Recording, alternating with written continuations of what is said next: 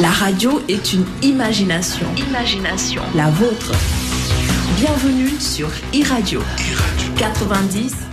comme ni ñu koy defee àllarba bu nekk tey ji nag dañoo fas yéene waxtaanee lii ñu dutee rek vacances citoyennes ngir rek xool ana ban taxawaay la si ndaw ñu war a amee waaye tamit ana yan moo war a doon programme yi nga xam ni dina soxal ndaw ñu dëgg ngir présenter lu ni mel nag dama si ànd tey ak Seydina Aba Gueye moom mi nga xam ni jëloon vacances demoon fële sa Caire si Coupe d'Afrique bi Aba dañ lay waxaat rek dalal jàmm si biir pencum ndaw ñi. maa ngi lay sant di la gërëm mi di nuyu auditeurs i rajo yi ak téléspectateurs ITV di kontaan ci ñëwaat ci émission bi ginnaaw weer comme ni nga ko waxee bu ma fi nekkuloon waaye lépp ci liggéeyal la ñi nga xam ne ñoo taamu groupe E-Media la. di ko jaajëfal baax a baax moom Seydina Aba Gueye ngir waxtaanee nag lu ni mel dañ ciy dalal ki nga xam ne rek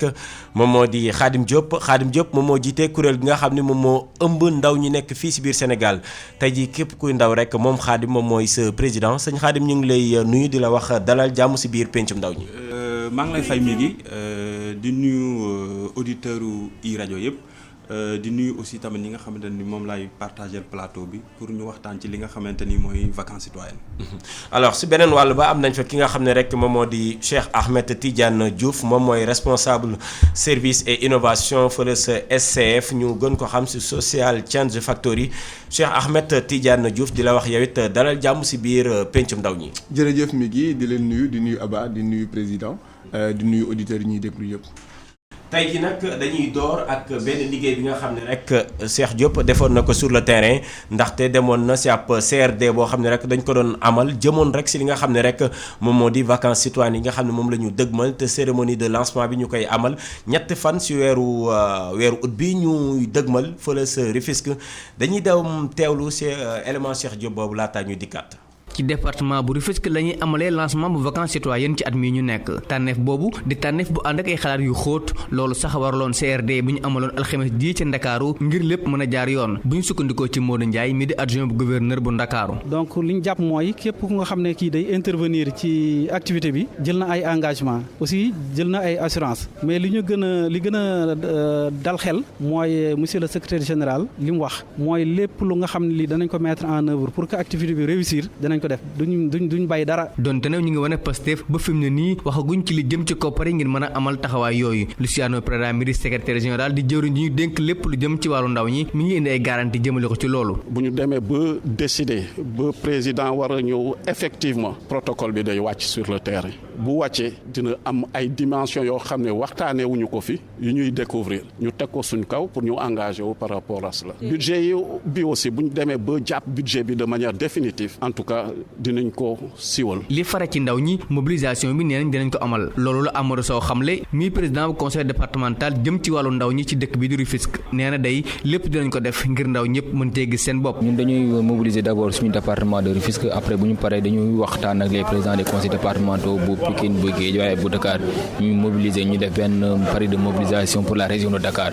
je pense que kenn ku ne conscient na si loolu donc ñun incha allah dañuy def le tout ba mobilisation bi ba mu réussir. vacances citoyennes yu atum ren gii dinañ ko tàmbali ci ñetti fan ci weeru août ci Rufisque ginnaaw loolu ñu wasaare ko ci biir réew mi yëpp te thème bu ren jii ñu ngi ko jagleel civisme ak bëgg sa réew loolu sax tax na ay coppite yu am solo indi nañ ko ci ñu mën cee lim bokk bi nga xamante ne daara yi dinañ ko ci bokk ak ñëpp ñi nga xamante ne dañu am ay laago. iRadio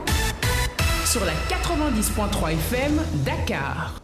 waaw moom Cheikh Diop ñu ngi koy sant di ko gërëm ci élément boobu nga xam ne moom la ñuy tàmbalee waxtaan bi Khadim Diop lañ koy tàmbalee moom mi jiite conseil national de la jeunesse muy kuréel di ëmb ndaw yi nekk ci Sénégal liñ lay njëkk a laaj mooy vacances citoyennes intérêt pour jeunes yi lan la. merci beaucoup d'abord dañuy jéem a def historique gu vacances citoyennes comme ni ngeen ko xamee ci alternance bu njëkk bi le état du Sénégal en partenariat ak organisation de jeunesse yi fi nekkoon ñu initier ci li nga xamante ni mooy vacances citoyennes. vacances citoyennes nag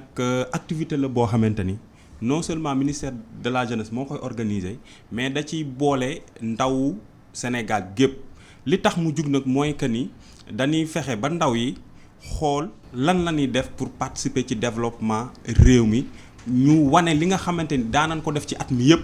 durant les vacances scolaires te ci kaw loolu nag li ci ëpp mooy que ni activité de citoyenneté activité yi nga xamante ni jeune bi mi ngi koy def te day participer ci développement communautaire lii tax a jug nag vacances citoyennes mooy que ni bépp ndaw tey wërta toog rek di xaar lan la état war a defal citoyen bi ndaw bi ci boppam dafa war a jug aussi tamit xool moom i tamit lan la war a defal non seulement état mais aussi tamit lan la war a def ci communauté bi ci kaw loolu dañuy jël activités yi nga xamante ni ñoo ci gën a ràññeeku ñu dem délégation bi dem ànd ak ministre bi ñu xool ko wane ko comme exemple pour que jeunes yi mën cee jël référence pour mën ko multiplier ci territoire Sénégal bépp. bu ñu sukkandikoo ci li nga wax kon am na benn travail en amont boo xam ne normalement yow ak kuréel gi nga yor yéen a ko war a def ndax booy wax jeunes yi li ñu war a def c'est-à-dire am na loo xam ne war nañ leen ci soññu avant vacances citoyennes di yegsi comme mooy activité bi nga xam ni mooy bi gën a mag ci at mi mun nañ ko waxee noonu ci jeunes yi yéen durant les 9 mois wala les 10 mois yi nga xam ne mooy précédé vacances citoyennes yan activité ngeen di def jëmale ko ci ndaw ñi pour ñu mën a am impact boobu ngay wax. waaw ñu bari dañoo yaakaar ni vacances citoyennes ñi ngi koy démarrer rek su école tëjee vacances citoyennes préparation boo xam ne day yàgg déjà su at mi dooree rek dañuy bind benn lettre circulaire boo xam ne dañ koy envoyer ci CDEPS yi envoyé ko aussi au niveau des régions li nga xamante ne mooy inspection régionale de la jeunesse ni kat képp koo xamante ni ndaw nga di jiite organisation de jeunesse ñi ngi lay woo nga proposer ay activités yoo xamante ni am na njariñ ci communauté bi pour que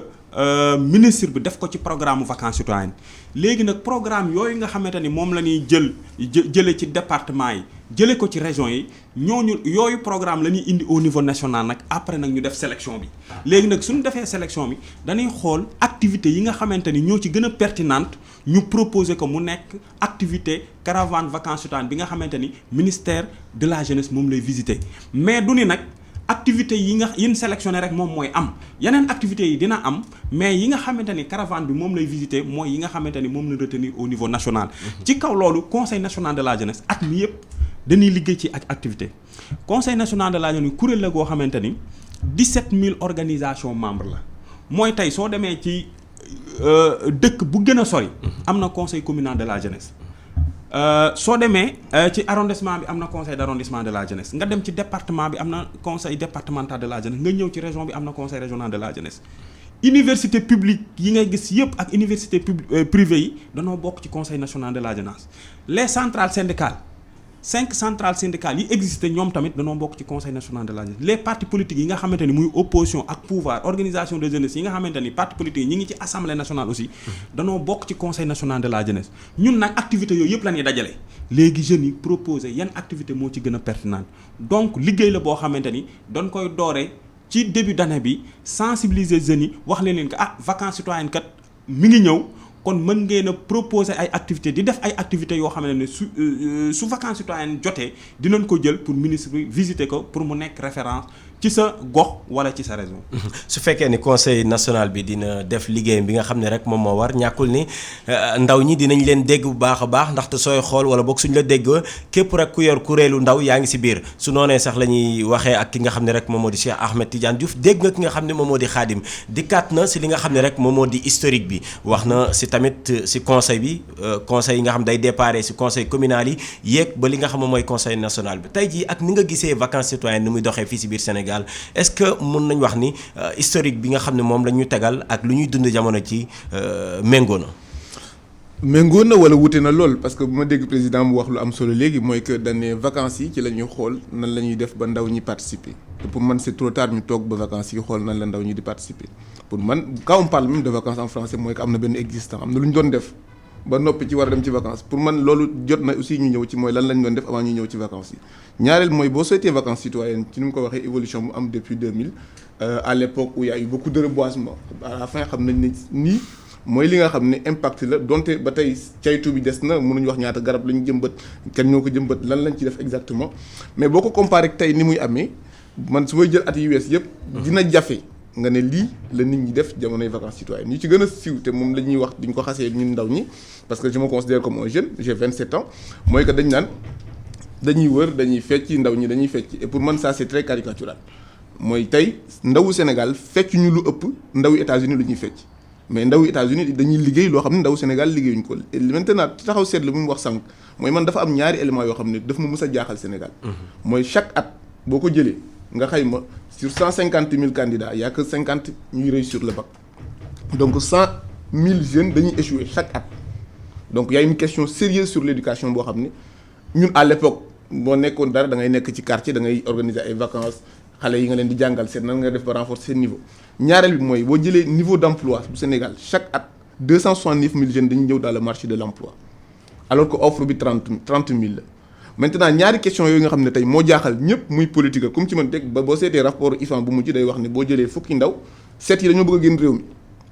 donc est-ce que véritablement tey jotul vacances citoyennes nu ñu ko doon defee parce que pour man idée bu rafet mais quel est le link le lien par rapport ak éducation fi ñu jëmee ci wàllu bac bi justement fa laay ñëw mooy que tey bu ñuy def vacances citoyennes pour man la meilleure manière bu ñu matérialiser suñu citoyenneté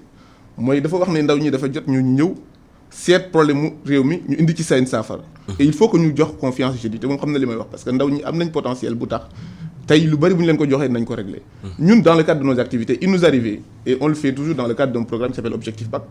à l'approche du bac ñu ne ndaw ñi ñoo xam ne Dakar lañ nekk am lépp bàyyi leen seen activité ñëw ñu dem ci àll bi jël les lycées où le taux de réussite au bac est extrêmement faible ne leen kaay leen jàpp leen pour ñu am bac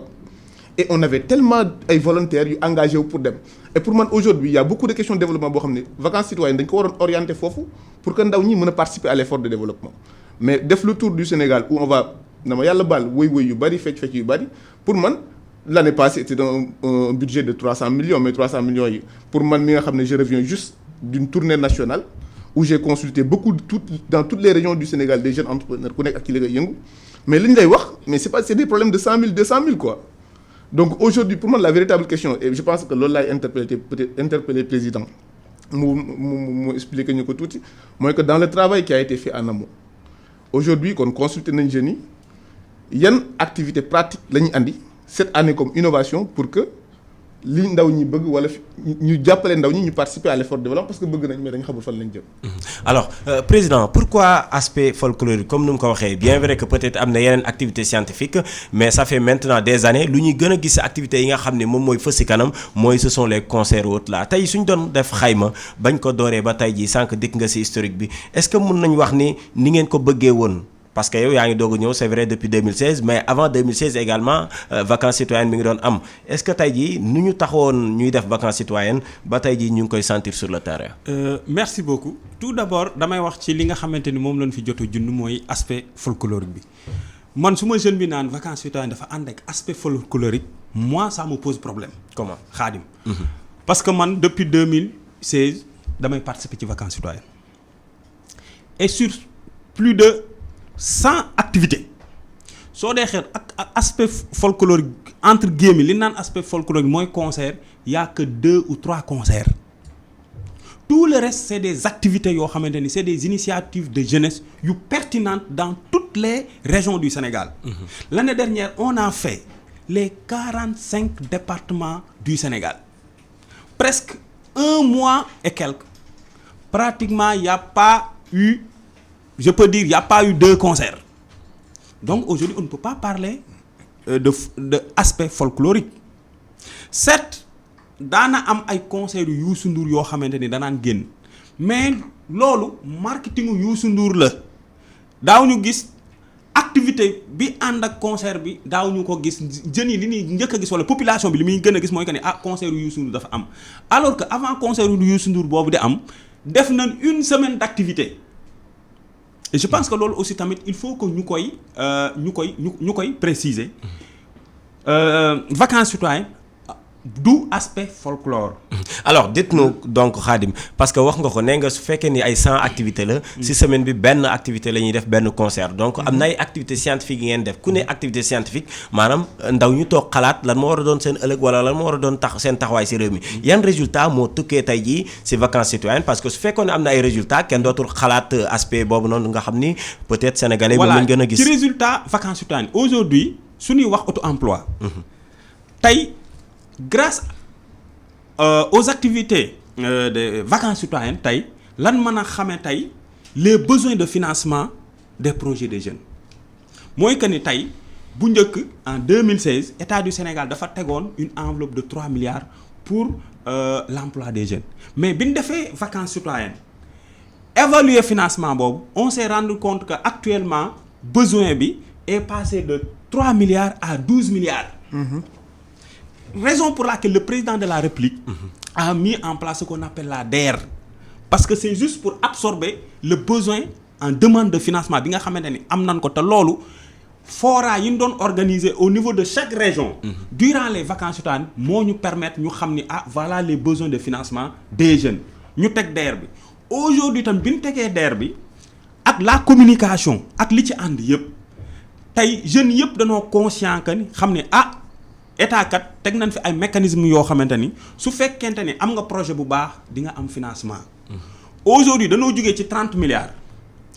maintenant on tourne autour de 120 milliards de demandes de financement. Mais président, ça veut dire quoi? Ça veut dire qu'aujourd'hui activité de sensibilisation yi ñuy def ci vacances citoyennes ak aussi projet yi nga xam ne dañoo réussir ñu visiter ko ci vacances citoyennes dafa joxaat beneen idée jeune bi. Aujourd'hui tey soo demee tey ci dëkkaan yi tey jeune boo gis day rêver am benn ferme te loolu li ko waral mooy que ni ci vacances citoyennes am na ay jeunes yoo xam ne sont des jeunes sénégalais ñoo xam ne tey dañoo réussir ci ay ferme agricole am ñoo xam ne dañoo réussir ci li nga xam ne mooy technologie te loolu aussi tamit jeune bi nga xam ne da koy seetaan ci télé bi gis ni jeune bi kat réussir na gis ko ci caravane vacationnelle man kat damaa bëgg a mel ni jeune bee loolu tax aujourd'hui tey lépp loo xamante ni tey état du Sénégal mi ngi ko def lépp loo xam ne tey ministère de la jeunesse mi ngi koy def tey dañuy gis importance bi nga xam ne am nañ ko aujourd'hui tey foo tourné tey ci Sénégal lan la lay wax danoo bëgg caravane bi jaar ci suñu dëkk ça veut dire que tey vacances citoyennes am na njariñ tey ñëpp a ngi xëccoo tey vacances caravane vacances citoyennes jaar sa dëkk wala mu jaar sa région. Pourquoi? Parce que publicité bi muy def ci projet bi réussir sa dëkk pour xale yi mën koo copier mais en plus opportunité yi nga xamante ne mën na la koo jox pour nga am sax ay partenaires parce que tey ji am na ay jeunes yoo xam ne daan nañ yëngu ci dara mais tey éléments yi nga xam ne ni génnee nañ ko par rapport ak vacances citoyennes tax na ba ñu amaat ay partenaires pour mën a yokk seen liggéey. léegi président xam nga yaa ngi wax ci financement yaa ngi tudd DER mais sànq je pense Cheikh Ahmed Tidiane dafa wax lu am solo muy formation yoo xam ne day permettre jeunes yi ñu am impact xam nga par exemple booy wax waxu ferme tudd Youssou Ndour par exemple vacances citoyennes ci benn anam day permettre jeunes yi ñuy côtoyer ñoo xam ne peut-être seeni référence lañ mais yéen est-ce que di ngeen mettre loolu à profit parce que Youssou Ndour fu mu mënee ñëw def concert peut-être mën ngeen ko mobiliser un certain temps mu animer parce que lu mu mënti doon référence la pour certains jeunes mu animer ay conférences genre affaire yooyu ngeen jël ñeneen ñu mel ni Youssou Ndour ñoo xam ne peut-être ñu ngi yëngu ci agriculture wala nangam sangam ñu defal jeunes yi formation 72 heures wala yu mel noonu est-ce que genre yooyu intégré ngeen ko ci vacances citoyennes pour au-delà de financement yi ngeen di def boo leen jugee ci gox ngeen bàyyi par exemple 10 wala 15 wala 30 ndaw ak benn formation boo xam ne dina leen mën a jëriñ en attendant financement yi ngay wax di ñëw. tey dama lay jox benn exemple tey soo demee tey dëkk bu ci mel ni Médina Yoro Fula tey ci vacances citoyennes tey ñoo tax ba jeunes yooyu tey ñu am ay formation en informatique tey vacances citoyennes day permettre dem ci dëkk yu sori yooyu formation ya nga xam ne daaw ñu ko am ñu defal leen ko tey am na dëkk jigéen ñoo xam ne tey suñ manee ce qu'on appelle la transformation céréale locale c'est grâce aux activités des vacances citoyennes je pense que am na pàcc bu am solo boo xamante ni tey jii ci vacances citoyennes dañ koo jagleel formation te loolu li ci ëpp solo mooy que ni dañuy dem ci dëkk yi nga xamante ni du ñu am yenn possibilités yi ñu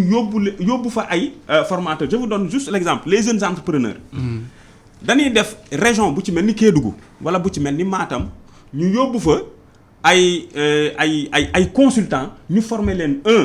ci nan la ñuy defee business plan nan la ñuy defee aussi plan d'affaires et aussi tamit nan la ñuy defee montage de projet sénégalais bu nekk tey jeune bu nekk am nga idée de projet mais bind bi day nekk problème te ci kaw loolu vacances citoyennes day permettre tey jeune bi ak caravane bi mën a gis expert wala consultant boo xam ne dina ko dimbali ba idée de projet boobu mu am ci xelam mu mën koo bind dem ci lu mel ni ANPEJ dem ci lu mel ni DER pour am financement. léegi ñu croiser ko ak Cheikh Ahmed Tidiane lu mu doon wax muy caravane bi ngeen def ci mois de juillet bi passé nga xam ne dem ngeen ci gox yu bëri. recueillir préoccupation jeunes yi ak li nga xam ne moom la ñu bëgg. yéen boo leen ko croiser ak li président di wax moom la ñu def ci vacances citoyennes yi lan la leen di jox. man de damay am jaaxle en fait balaa ma si ñëw nga même ma rebondir si ñaari point parce que dafa am loo xam ne dañ koy wax léeg-léeg daf may métti. mooy jeunes yi léegi ku ne am na projet da nga war a nekk entrepreneur. dëkk mënut a dox si ñëpp dañu xëy nekk ay entrepreneur état dafa soxla ay mécaniciens dafa soxla ay menuisiers dafa soxla ay docteurs dañu soxla ay fonctionnaires d'état donc jeunes yëpp amuñu même vocation en fait maintenant li du lu état mooy mu jàppale jeunes yi ki nekk entrepreneur mu développé wu ci entrepreneuriat ki nekk leneen mu nekk leneen. Maintenant ki wax ne il faut pas se demander ce que le pays peut faire pour toi ba mu koy wax président la te c'est facile nga nekk président di wax naan jeunes yi def leen nangam ak nangam. ñaareel bi mooy sànq dafa wax sànq ci tournée bi ñu am Médina Yoro Foulah la tax tey jeunes yi fa nekk am ay formation en informatique mais dafa wax sànq si njëlbéen ne conseil communal de la jeunesse am na ay filiales wala ay structures yu ndaw communales dans chaque département wala dans chaque région ñu am ay centres on a des CEDEPS partout dans le Sénégal centres yooyu seen rôle toute l'année lan la en fait pour moi il faut vraiment qu'on s'interroge sur la pertinence de chaque choix que l'on porte parce que c'est l'argent du Sénégal que l'on dépense et bu ñu koy dépenser il faut qu'on soit en mesure contribuable bi ñu ne ko sa xaalis lii la jëriñ ci lii lañ ci am comme impact bu ñu topp sànq ba ñu laaj nga suñu tournée bi ñu mujj def daje ceeg ndaw Sénégal à travers des débats où c'était juste consultatif parce que jàpp nañ ne jot na ñuy laaj ndaw ñi seen xalaat et ñuy def les choses selon ndaw ñi dañ ko man dama am ñaari choc ba ma koy def tournée bi premier Bambey laa ko am dans toutes les villes les entrepreneurs yi ñu dajeel Bambey ak jeunes yi ñu ci ne ñu ci pour la plupart am nañ ay tool xam nga lan mooy seen difficulté ndox lañ soxla pour béy et pour man aujourd'hui c'est-à-dire s'il y avait des enquêtes sérieuses en amont tournée bi day permettre bu ñuy dem Bambey ñu xam ne Bambey ndox lañ soxla donc suñu budget nan la ñuy def ba am tuuti ñu ne ndaw Bambey yi xam nga koo xam ne dafa soxla ndox pour liggéey boo ne ko tegal 100 francs mu teg 100 francs parce que ndox mi moom lay jëriñ ñu dajale loolu seet nañ leen tabaxalee forage pour man c'est ça la citoyenneté boo jàllee Mbour xool ne ndaw ñi li lañ soxla ñu indi fa pour man il faut apporter des réponses citoyennes ci chaque ville bi ngay jaar mais en amont fekk na loolu enquête bi nga war a def nga ko te aujourd'hui ñoom am nañ ay moyens yu puissants aujourd'hui ils ont un outil mais extraordinaire comme You Report où à partir de téléphone portable da ngay interroger des jeunes du Sénégal ñu wax la lañ soxla et pour man nag travail de recherche boobu c'est-à-dire loolu encore une fois il faut que ñu mettre de côté les questions politiques bokk ak politiciens mais dëkk bu ñu demee ba ñu ne ndaw ñëpp dañ bëgg a dem am na problème et problème boobu il faut que les parties prenantes dañu ko sekk ñu toog analyser ko avec tellement de lucidité pour que réponse yi ñu andi aussi mu tolloo beneen choc bu mu amaat ba ñuy def suñu tournée bi mooy que ndawu Sénégal ñëpp a ngi dawal Jakarta et aujourd'hui quand on parle de la jeunesse c'est comme si université la ñuy wax mais il y a beaucoup de jeunes qui ne sont pas à l'école ils sont en dehors du système ñooñu lan lañ leen prévoir lan la ñuy def ñenn ñi sax amuñu kayitu judd c'est-à-dire boo amul kayitu judd yow mënoo am sax certificat de décès et c'est un jeune du Sénégal fii la juddoo fii la màggee et pour man aujourd'hui dispositif ñoom bi ñu am vraiment CEDEPS yeeg yooyu bu ñu ko renforcer vacances citoyennes day doon benn sorte de complément boo xam ne bu ñu ci jaaree kat nañ xam ne fii dëkk bi lii mooy bilan bi at bi li lañ def période vacances yi lii mooy desoon complété nañ. mais yéen li ngeen def muy tournée boobu est-ce que def ngeen ko benn papier document scientifique boo xam ne renforcement bi ngay wax di ngeen ci mën a participer. absolument ñoom suñu je pense que on envisage en tout cas de travailler avec toutes les parties prenantes yoo xam ne aujourd'hui la question de la jeunesse interpellé na leen. et dans les mois qui arrivent parce que avant ñuy dem tournée def nañ conférence wax lan la ñuy def. on va sortir un rapport qui sera public.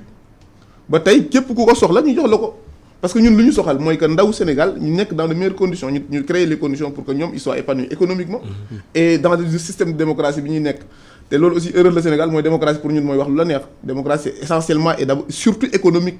mooy que entrave yi nga xam ne tey day tax nit ñi duñu kontaan ñu lever ko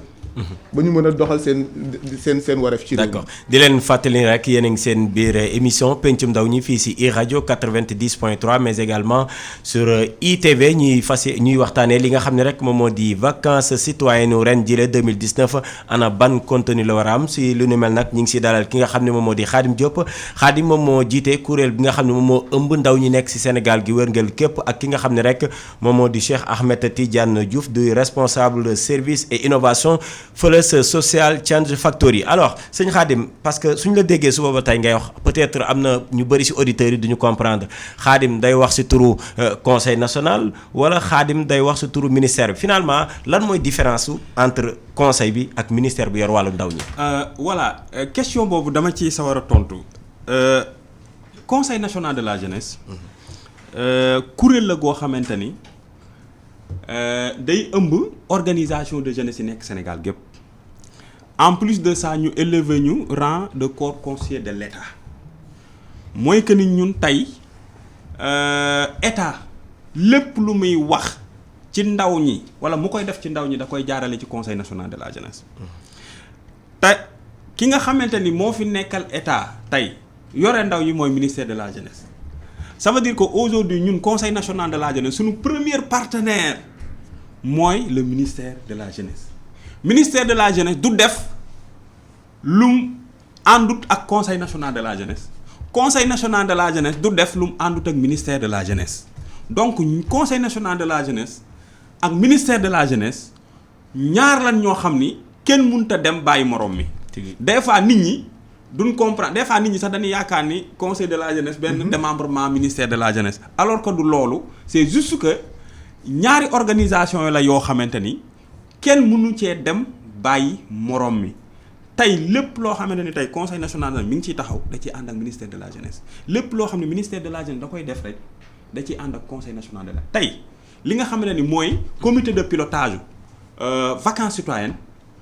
conseil national de la jeunesse moo fay représenter ndaw ñi lépp loo xamante ni dañ koy def conseil national de la jeunesse dina toog joxe xalaatam ni joxe orientation wante nag baat bu mujj bi décision bi ki koy jël mooy ministère de la jeunesse ñun dañuy consulter rek ñu joxe suñu point de vue mais décision bi c'est le ministère de la jeunesse mooy décider.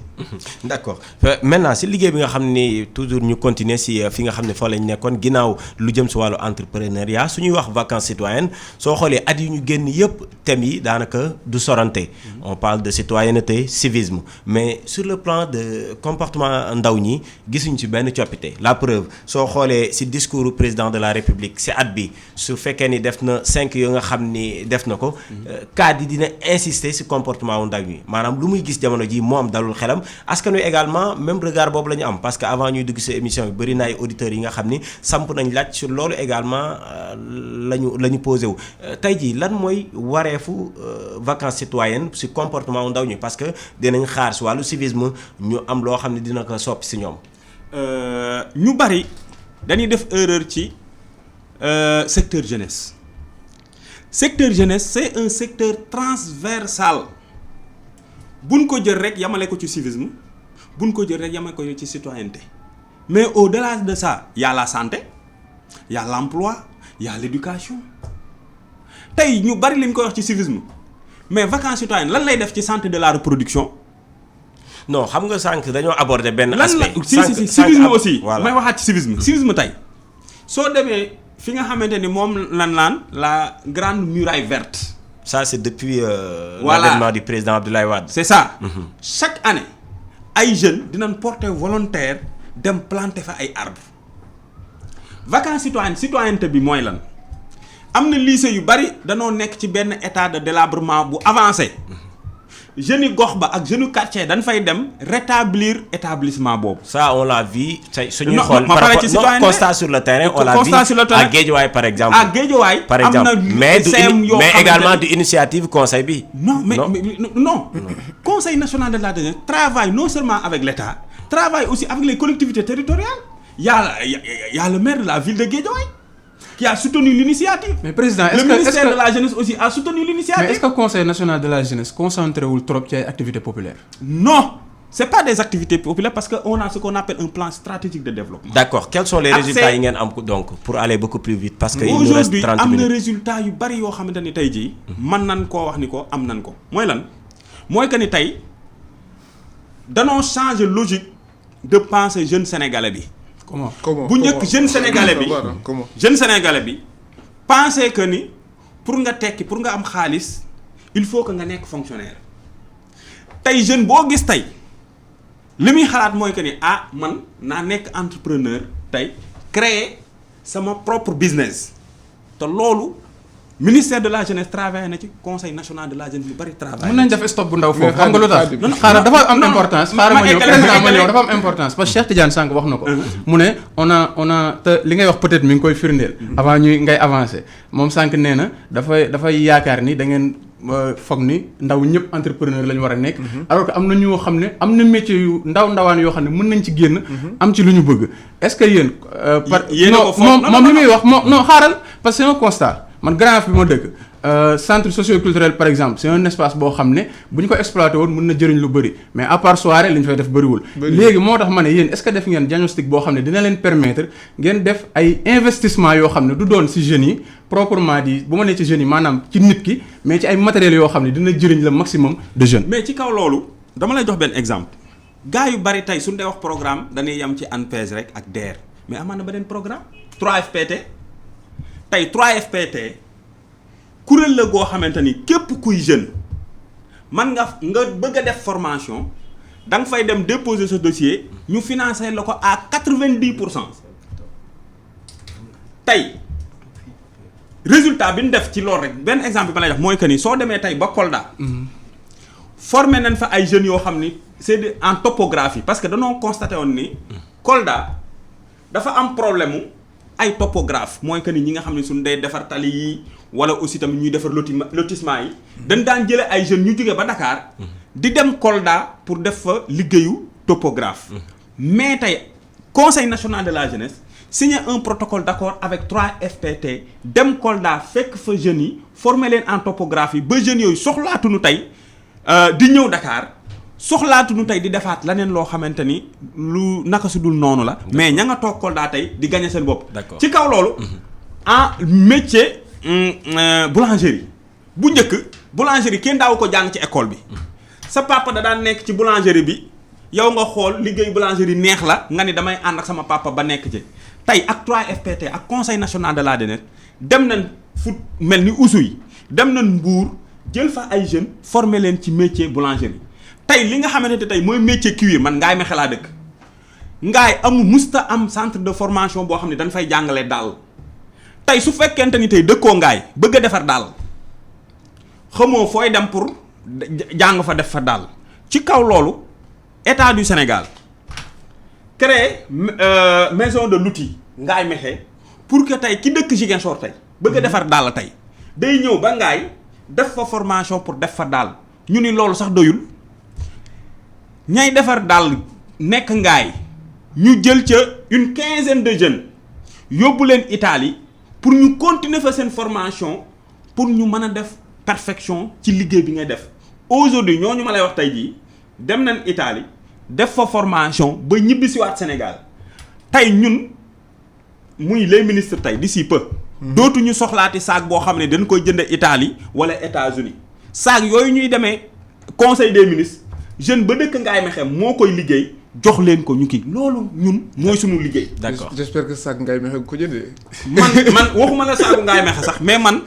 ci sama bopp lépp loo xamante ni jeune bi ñun dañoo war a joxe exemple. soo dee xool ci ñi may suivre sur les réseaux sociaux même sama habillement même li ma def lépp loo xam ne dañ koy def rek dañ ciy boole Ngaye. consommer local la ñuy def parce que tey aujourd'hui ñun conseil national de la dafa am lu ñu gëm mooy que ni dañoo war a transformer la logique de représentation vers une logique de création de richesse. mooy lan mooy que ni tey mënuñoo wax émergence tant que jeune bi du créer de la richesse. mais raison pour laquelle ñu ni conseil national de la jeune yi nous représentons plus de 65% de la population. su fekkente ni ñiy représente 65% de la population. mënuñoo participer ci développement dëkk bi mënuñoo wax émergence. looloo tax ñu ni président de la république looloo tax ñu ni président de la république Macky Sall.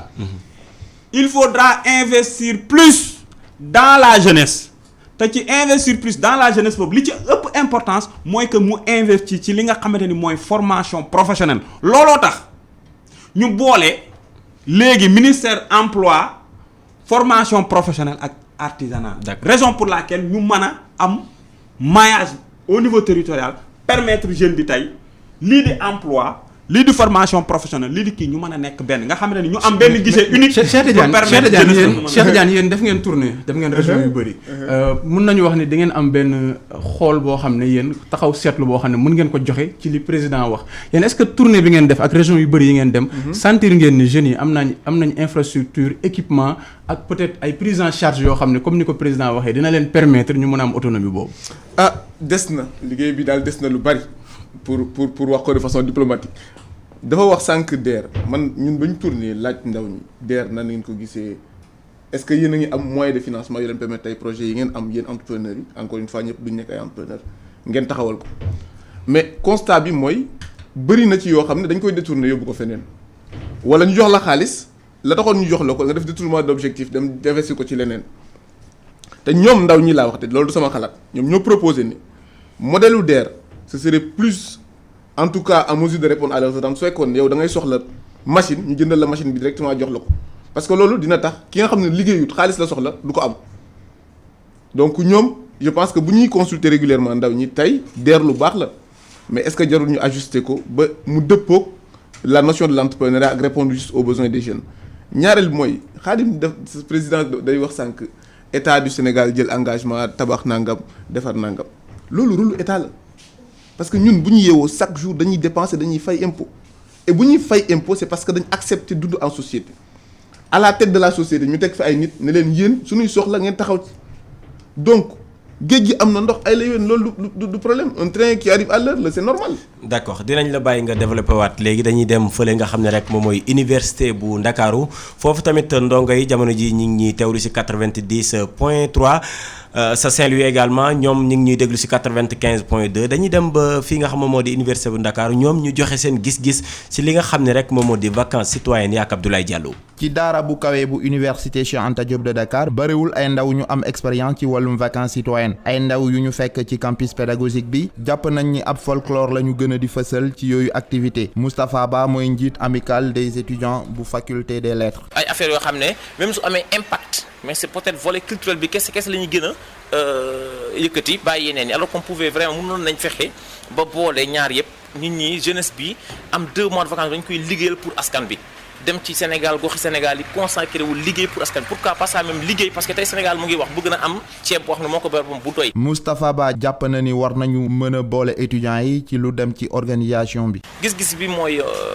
buñ ci yàgg am sama bopp ak ñu mën àndal mosuñ ci participer parce que vraiment mosuñ xam sax ñu ko yor na la également comment ça fonctionne mosuñu si boole quoi lu ma mënta wax mais n'empêche ñu ngi koy suivre. gis nañ ni am na ay jéego ñu ngi ko ciy teg mais man ci sama gis-gisu bopp war na gën a mun a am solo par rapport ak lu ñu gis parce que bëri na po. Seynabou Anne itam ab étudiant la moom jàpp na ni njëriñ vacances citoyennes yi des na ba tey. vacances citoyennes damay dégg ñu ci wax waaye musuma ci am lu ma leer ndax musuma ci bokk wante li ma ci mën a wax daal mooy bu dee dañuy dajale ndawu Sénégal yi pour ñu xam seen cër ci dëkk bi xam la leen war di ko def ak lañu pencum ndaw réew ak lépp daal loo xam ne dina tax réew mi gën a naat ñu xam li leen war ñu def ko la nga xam ne waruñu koo def ñu bàyyi ko bu dee loolu kat dama yaakaar ni am na solo loolu. di fàttali ni vacances citoyennes yi ab ministère de la jeunesse moo koy organiser at bu ne ren département bu Rufisque mooy dalal festivités yi. iRadio sur la 90.3 FM Dakar. di ko jaajëfal baax a baax moom Abdoulaye Diallo demoon fële nga xam ne rek moom mooy université bu Ndakaaru alors président Khadim dégg nga élément bi ci biir day firndeel encore une fois ni mission bi nga xam ni moom lañu leen sas am na lu des ndaxte ndaw ñi imprégné wuñu bu baax a baax. ça aussi tamit bon je pense que jeunes yi aussi tamit. war nañu def effort des fois di laaj information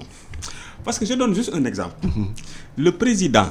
Pour la première fois dans l'histoire du Sénégal ak sunu mandat étudiants Sénégal yëpp intégré nañ conseil national de la jeunesse tey le président de la commission organisation. C'est un étudiant. Est-ce que vous avez des bureaux d'information dans les universités? C'est un étudiant qui représente l'université Cheikh Anta Diop de Dakar et ci kaw loolu université Cheikh Anta Diop aussi tamit. daana participer ci activité de citoyenneté surtout ci vacances citoyennes parce que ñoom danaan organiser ce qu'on appelle des camps soo demee ba ñaaxeen dans le département de Tivaouane dañ fay organiser des champs yoo xamante ni d'expérimentation la étudiants yi nga xamante ni ñoo nekk ci yenn facultés yi ku ci lu mel ni faculté des sciences ñooy def di fa expérimenter yenn plantes yi en même temps di aider population bi ci par rapport ak reboisement étudiants yi am na liggéey bu am solo boo xam ne ñi ngi koy def ci citoyenneté am na liggéey bu am solo aussi tamit boo xamante ni tey ji ñi ngi koy def ci vacances citoyennes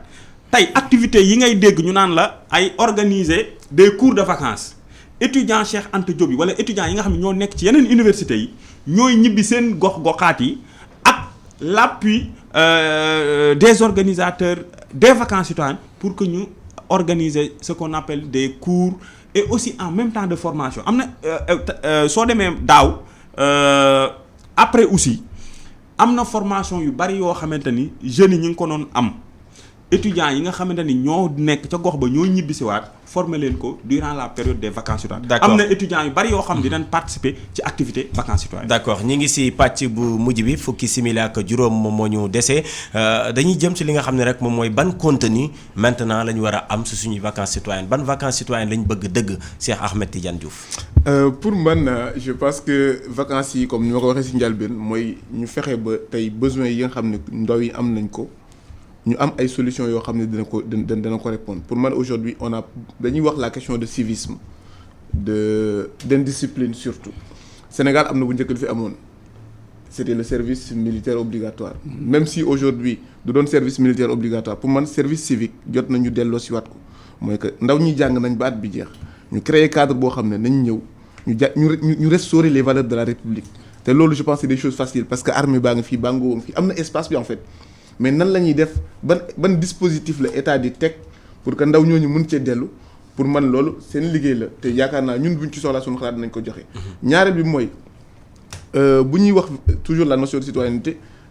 bu ñuy invité ndaw ñi dañ leen di invité ci lu réel ñëw leen lii la ñuy def ñëw leen dañuy jëmbat ay garab ñëw leen dañuy jàngal ay nit ñëw leen dañuy tabax école fii. loolu dafa baax ci ndaw bi nekk Dakar et loolu aussi dama ci taxaw seetlu président parce que souvent man dama jàpp ne dañuy jaxase entre Dakar ak le reste du Sénégal réalité yi dañu uute dañu vraiment yeneen ñi ndaw ñi lu ñuy xalaatee bokkut ak ñun parce que fii capitale la ak yu bari sànq da nga wax yoo xam ne ñun def nañ ci liggéey je pense c'est un rapport public à l'approche du bac où on interroge beaucoup de candidats plus de 2000 quelques mais ku nekk bu ñu la laajee lan nga bëgg a def après le bac c'est un métier de fonctionnaire sur les 10 8 ndaw ñi ay métiers de fonctionnaire lañ bëgg a nekk donc aujourd'hui penser que ndaw ñi ñoo ngi ci dans l'entrepreneuriat c'est un problème parce que ndaw yi Dakar ñoo ngi ci mais le reste du Sénégal lan lañ leen def en fait ñaareel bi wala boog fu may terminer mooy que aujourd'hui dina doon yomb ñoom laajuñu leen ñu def lépp parce que xam nañ ne mënuñu def lépp laajuñu état bi mu créer ressources yëpp y a beaucoup de partenaires yoo xam ne ñun soxlawuñ lu dul ñu ne ñu fii soxla nañ seen xalaat wala soxla nañ seen xaalis parce que pare nañ pour def ko ci mais pour que impact bi mu réel en fait et à la fin du ñu toog ne dem nañ def nañ caravane sensibilisation mais depuis Sénégal ba tey dañuy sensibiliser en fait mais on nous sensibilise booy sensibiliser danañ ko bàyyil li nga def nangam mais li ñuy bàyyiloo xam nañ ko mais li ñuy def loo nan lañ koy defee wan leen ñu en fait et pour man loolu c'est tout ce qu'on demande à l'État du Sénégal laajuñu ko leneen aujourd'hui Sénégal boo seetee keroog je l'ai dit d'ailleurs à la conférence de presse que SCF actuellement bokk nañ ci jën yu Génération Unlimited nga xam ne c'est un partenariat mondial boo xam ne aujourd'hui c'est un budget de $1 milliard boo xam ne c'est investi pour que jeunes yi en Afrique d'ici 2030 ñu am liggéey am formation boo xam ne bëgg nañ ko et c'est de l'argent boo xam ne ñoom bu dee soxla nañ ko mën nañ am collaboration boobu tey dinañ indi xaalis état du Sénégal parce que ñun xaaruñu comme li nga wax sànq li mu wax sànq ne ndaw ñii du ñoom ñooy def ñun xam nañ loolu bu yàgg et depuis loolu on s'active seet nan la ñuy def ba jàppale état mais est-ce que état dina permettre jeunes yi ñu jàppale ko parce que reportage bi ñu teg président firndewul lu dul ne amul benn jeune boo xam ne identifié wu ñu ci vacances citoyennes ñi xamuñu ko ñi ne nañ folklore la te ñooñu mooy cible yi en fait donc boo ne jeunes yi defuñu effort ñaar moo am mooy au pire tu n'acceptes pas li am mooy nangu woon ne nii la ndaw ñi di gisee te boo nanguwul na ndaw ñi gisee moom ndaw ñëpp surtout mënu leen représenter ñaareel bi mooy au mieux ñu accepter ne am na problème et du moment où on admet que am na problème lu ñu seet na lañ ko saafara mais ndaw ñi nga représenté mooy ñi doon wax man xawuma leen reportage bu ñu dégloondoo mais unanimement bu ñu taxawee ne ñoom lii lañ gis jaadu nañu taxaw nag seet. président ci loolu lañ lay laaj sànq bi ngay développé sax xaw naa ko cof parce que fi mu chuté foofu laay rebondir mooy ndaw ñi bu ñu dégloo ñu bëri xëy na dañoo réere wala xamuñu moo tax sànq ma la doon laaj ndax yéen parce que wax nga ko ak sa mandat étudiants yi dugg nañ étudiants yi quoi qu'on dise université di nga fa fekk couche sociale yëpp mais yéen est-ce que am ngeen ay bureau d'information ci au niveau des étudiants parce que université ni mu toll xëy na benn représentant wala ñaar mënu leen couvrir mais boo leen fa sampee dara ñuy romb di ko gis xëy na dinañ mën a ñëw laaj xam mbir yi naka lay demee comme ça ni ko Cheikh Tidiane waxee gis-gis bi nga xam ne yow ñi nga war a jiite seen gis-gis nga mën a xam lan la ak seen bëgg-bëgg lan la. tey àdduna bi doxe na noo xamante ni tey ji en termes de communication il suffit nga def benn clic rek information bi ñi ko war a am ñëpp am na ko. est-ce que am nañ internet. non je donne si am nañu am internet am nañu amul am nañu am courant am nañu mais conseil national de la jeunesse même ba ci quartier bi pratiquement am na un représentant loolu lañ comprendre tey aujourd'hui tey ñu créer ce qu'on appelle benn consortium boo xam ne ñoom dañ cee bokk pour ñuy complétante ñun dañoo am maillage national ñoom ñu am xam-xam boo xam ne mën nañ koo indi te pour bu wax la am na benn appel d'offre boo xam ne ñun ñoo ko defandoo appel d'offre boo xam ne conseil national de la jeunesse ak social change factory ak yeneen organisation de jeunesse ñoo ni tey mënatunoo xaar tey état bi di def lépp ñun jeunesse bi tey war na noo toog wuti xaalis indi ko ni voilà notre contribution par rapport au développement ci kaw loolu ñun liñ gëm conseil national de la jeunesse mooy que ni nous ne devons pas être une charge de plus pour l'État ça veut dire que ñun tey ñun ñoo war a indi ni état yéen a ngi def kat voilà aussi nous en tant que jeunes notre contribution looloo tax vacances citoyennes jug mooy que ni état bi mi ngi def raison pour laquelle amul benn activité boo xam ne ni vacances citoyennes état moo koy financer jeune bi ñooy proposer ay activités. état day dem rek xool gis. constaté su fekkente ne am na ay amélioration mu def ko. moo tax contenu bi moo tax contenu bi gars yi naan contenu bi. contenu bi mooy contenu bi nga xam ne ni jeunesse bi moom lañ bëgg vacances citoyennes mel. donc parce que aujourd'hui parce que aujourd'hui c'est pas le ministère qui a proposé les activités. Ce sont les jeunes qui ont proposé les actes moo tax su naan contenu bi du ministère de. mais président. jeunes yi ci boppam président xam nga fii wax ji dafay war a leere. mënuñu déglu xaaral mi ngi Maram Ndiaye introduire benn reportage. ñu déglu jeunes yi. mu am loo xam ne parce que loolu. xaaral ci la ñuy ñëw parce que jeunes yi. mënoo ne jeunes yi ñooy choisir activité vacances citoyennes am jeunes yoo xam ne nee nañ xëy na vacances citoyennes nii la mel nii nañ bëgg mu mel. léegi yéen gis-gis bi à la base. non loolu dafa am entre parenthèse balaa ngay eggali gis-gis bi à la base yow ñi ngay jiite muy base bi ba yegg ci kaw parce que yow ci kaw nga nekk. mais à la base yow nan ngay collecter gis-gisu jeunes yi. xam nga loolu li ko waral mooy que ni déglu leen ASC ba ca quartier ba association jigéen ya ca quartier ba te am ay jeunes ñooñu ñoo constitué conseil communal de la jeunesse ba ñooñu ñooy proposer ay activités ñu remonter ko au niveau départemental remonter ko au niveau régional ba mu egg si national. du ministère mooy proposer activité mais président su fekk d'accord mais ministère du proposer activité mais conseil yooyu nga tudd parce que après tout également ñun ñëpp si ay quartier la ñu dëkk mais si ay ASC également lañ nekk mais gisuñu benn activité bi nga xam ne sur le terrain conseil communal yi dañ koy amal lu dul tey jii boo nga xam ne yéen conseil national yéen a ngi koy def parce que à travers les réseaux sociaux ñu ngi leen di suivre tey jii yéen a ngi organiser des séminaires mais malheureusement yëpp ce sont des activités yi nga xam ne c'est entre quatre murs fi ñu leen di xaar dëgg sur le terrain question bi sànq Cheikh Ahmed Tidiane daal dina koy mooy est-ce que yow tey jii mbir mi nu muy doxalee nii yow jàppoo ni am na lu des il faut que nga répondre foofu non mbir moo gis am na lu ci baax am na lu ci war a améliorer d'accord lan lañ war a améliorer parce que aujourd'hui li ñu war a améliorer ci vacances citoyennes mooy que ne tey fexe ba président est-ce que duñ bàyyi tuuti vacances citoyennes parce que question liggéey bi dafa am solo xam nga vacances citoyennes bu ñu koy wax dañuy bàyyi ba mu ëpp conseil national de la jeunesse question liggéey bi je pense fonctionnement conseil national de la jeunesse impact bi sur le terrain lañ soxla balaa ñuy ñëwaat ci vacances citoyennes parce que lu ñu bëgg a xam comme ni ko mi ngi waxee ñi ngi ci quartier yi ñi ngi ci ASC yi ñi ngi ci mouvement yi ñun suñu bopp ñi ngi def ay action di jàppale suñu waa gox mais conseil national de la jeunesse nu ñuy sentir par exemple benn jeune diplômé ñëw di defaat duñ ko sentir conseil national de la jeunesse moo tax conseil communal yi ngay wax ñu ne la yow terrain bi naka ngeen koy couvrir naka ngeen di wàccee fekk ji jeunes yi. aujourd'hui man mii di la wax on fait plus d'activités dans les régions dans les communes qu'à Dakar parce que loolu ñiy suivre les réseaux sociaux conseil national de la jeunesse ak information conseil xam ne ñun tey ci régions yi leen ëpp lu ñuy def ay activités démb rek organiser nañ fi benn activité boo xamante ni. tous les mouvements de jeunesse yu nekk Sénégal ak université yeeg étudiants yëpp ci lañ bokk ñu réfléchir sur les défis actuels du développement je pense que loolu c'est important am na yu bari tey conseil national de la jeunesse moo koy xeex bul fàtte ni jeunesse est une compétence transférée aux collectivités territoriales mooy que ni jeunesse tey gox-goxaat bi lañ ko dénk état bi ñoom la ko dénk tey su AIC di jot subvention tey su fekkente ni tey ñi ngi réhabiliter ay stade loolu combat la boo xamante ni organisation de jeunesse ña ngi koy def ci base bi ña ngi koy def ci mairie ba est-ce que comprendre lu ci bari tey soo demee tey ci code des collectivités territoriales dafa am article yoo xam dañ koo def uniquement muy place su jeune bi ci collectivité territoriale te loolu amul woon. te li ci gën a ëmb li ci gën a kii. tey ñu bari dañ naan jeunes yi nekkuñu assemblée nationale jeunes yi nekkuñu conseil économique et social mais loolu commencé nañ ko di ko régler li ci kan mooy que ni organisation de jeunes yi dajaloo nan mooy ñiy def politique ak ñi nga xam ne société civile nag ñu ci mel ni ay PIPA ñu ci mel ni ay FEXTA sax ñu toog def li nga xam ne mooy projet de loi. Instituer un quota de 30% de jeunes dans toutes les assemblées électives. te loolu du yàgg dara. mais da nga ko loolu tey su amee tey. 50 nga waxoon ou bien 30 parce que dialogue national bi ñëwoon non 30% de jeunes. te loolu tey su amee tey dootuñu fi nekkati naan troisième âge bi kat ñoo nekk assemblée wala troisième âge bi ñoo nekk conseil économique et social. tey dina tax tey ba jeune bi tey aujourd'hui tey gis boppam ci économie bi. parce que tey aujourd'hui développement mënut a am. tant que ñi ngi marginaliser jeunesse bi parce que tey conseil national xam nga lan mooy rôle am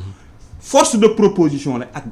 d'action. d'accord on propose ba pare di dem ci terrain bi di def. d'accord yéen a ngi ci terrain bi di def action comme ni ngeen ko waxee ASC itam également tudd nga leen yéen a ngi jël xaalis réew mi di leen ko jox mais suñu constaté également sur le terrain ASC yëpp leen moo leen tax a jóg mooy nawetaan jot ñu daal di dem football yi c'est fini amul beneen activité malheureusement